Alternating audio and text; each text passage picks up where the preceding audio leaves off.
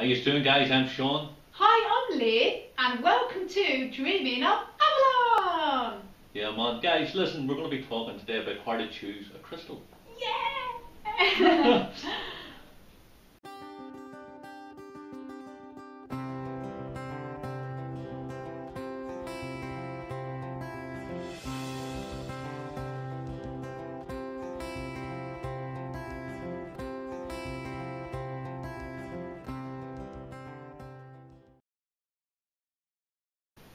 What I would normally do if I'm in a crystal shop or if I'm in a store and they're selling all these gorgeous crystals, there's so much choice to choose from, like, oh, these crystals are beautiful, I don't know which one to choose for. Well, first of all, I'll ask myself what I want the crystal to do for me. If I wanted to have a purpose for anything, for healing, for meditation, or I just want to buy a lovely crystal, then I will go, first of all, I'll go visually. I'll have a look, scan all the crystals, and if one winks at me and I go, oh, that one's winking at me, I'll pick the crystal up and I'll hold it in my hands for at least 30 seconds, and what I'll do is I'll tune into the crystal and I'll feel its energy, see what the energy feels like. Now, I may get a feeling of warmth, I may get some tingling sensations like pins and needles in my hands, or may get a bit of a pulse, or may get nothing. But if the crystal feels right for me, I know it's the right one. But you may find you may pick the crystal up and you think, oh, I'm not getting any of them sensations. Some people don't always get tingly or anything like that. But if the crystal feels right and you think, yeah, this feels good, then go with it. But if for any reason you pick the crystal up and it doesn't make you feel good, it makes you feel a little bit depressed, or, oh, I don't know, I don't think this is the right one for me, or you're not sure, then put it back, take a little walk away from it, have another look around the stall or the shop, and then come back to it again. Now, a lot of people might look at books and go, oh, I'm really getting into crystals and I don't know which crystal for this one and that one, and they look in the books. Now, the books can be really helpful, but the worst thing I find anyway myself is to do, if you want a crystal for a specific purpose, like say like me, I want to get a crystal for meditation. Now, I'll look in the book and crystals for meditation will be things like amethyst and clear quartz. Again, I might walk into a crystal shop and go, oh, you know, piece of amethyst or clear quartz because that's what these books tell me. But you might be drawn to a piece of smoky quartz or a piece of hematite or pyrite. But if that's the one you're drawn to and you've asked yourself that that's what you want the crystal for meditation to do for you, and you're drawn to a big earthy crystal or a piece of azurite or malachite or something completely different to what the book said, don't be confused. Don't think, oh gosh, well, the book said that one is the right one for me, I need to have a quartz. Go with what you feel is right for you, and you cannot go wrong with crystals, definitely not. I mean, I've gone into a shop, especially when I was first starting out with crystals, and I thought, oh, amethyst is really good for meditation, I'll get a piece of amethyst, and I'd come out with something completely different because I was not at all tuned into any of the crystals I held in amethyst at all. It was something completely different. Now, the other thing as well is that if you're choosing a crystal for a friend, now you're thinking, now my friend's not here to choose that crystal, and how do I know what she's going to like? Well, if you know what you want the crystal for your friend, say she's going through a broken heart or anything, or she's in pain, or she wants it for healing, then you can do a similar thing as if you're choosing a crystal for yourself. You can say to yourself, now I'm tuning into this crystal, which would be the right crystal for me or my friend. Take the crystal that you feel drawn to. You might walk in there, you might have an idea, you might say, I want to get an amethyst for my friend because I think that would be good for her headaches. And I read in the book that's good for headaches and everything. But you go in the shop and you might feel completely drawn to a piece of black tourmaline, which is completely the opposite. But if that's the one you're drawn to and you feel that's the right one for your friend, then please go ahead with it, because you must choose your intuition. Take it in your hand. Again, the same thing again, 30 seconds, tune into it, hold the crystal, and if it feels right, ask your higher self, say, please higher self, is this crystal right for my friend? I want it for A, B and C to help her, for healing, meditation. And if it feels right, you go, yes, this is right, then you know it's the right one for her. Now, if you're choosing a crystal online, of course you're not there to pick the crystal up or tune into its energy with your hands. But what you can do, and what we do, is you look online and you go, oh, that's a beautiful crystal, and you feel really drawn to it. Then you ask your higher self. What I always do is tap into my higher self and say, now, is that crystal, is that going to be the right one for me? And you can either, if you're familiar with dowsing at all, then you can either douse, yes or no, is this the right crystal?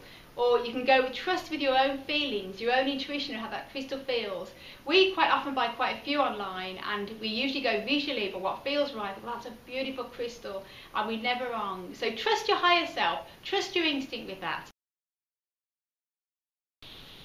Now the crazy things about crystals is that I can go into a crystal shop and there will be tons and tons and tons of absolutely beautiful crystals, perfect points on them and everything. And yet I will come out with the most ugliest looking crystal, because that's the one I'm drawn to. Like, I can pick these beautiful crystals up with all perfect points, beautiful rainbows and everything, and I'll end up walking with a really, really dirty old chipped crystal, because that was the one that I felt was right for me. I picked it up and I thought, oh yeah, this is the crystal I have to have. You know, it happens, you have to go with the one you're really, really drawn to.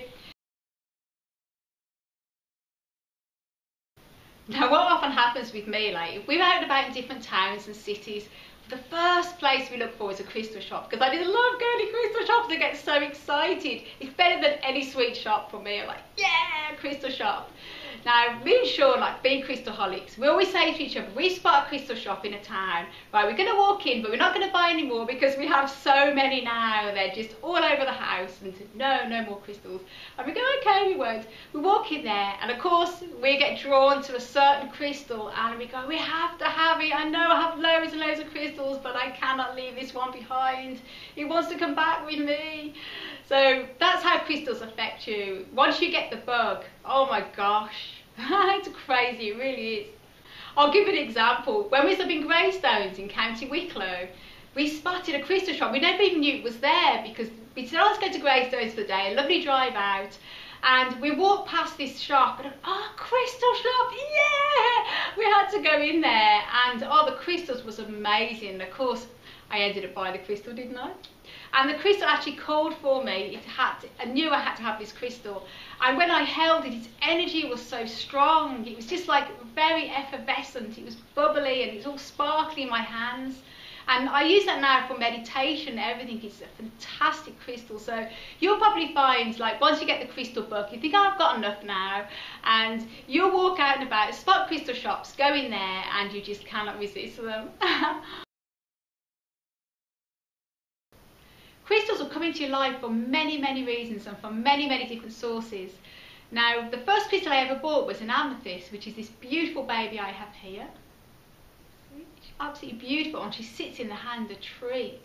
Now, I was at Mind, Body and Spirit exhibition many, many years ago, and I saw this table with all these amazing crystals all glistening away, and I went, wow, I was so drawn to them. And the first crystal, of course, I picked up was this amethyst. I just thought, oh, I have to have that crystal.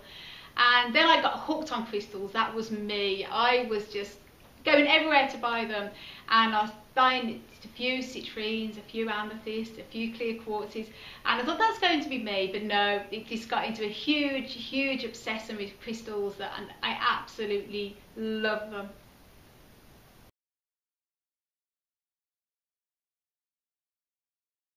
So you bought your lovely crystal and you're really excited, you can't wait to take it home and unwrap it.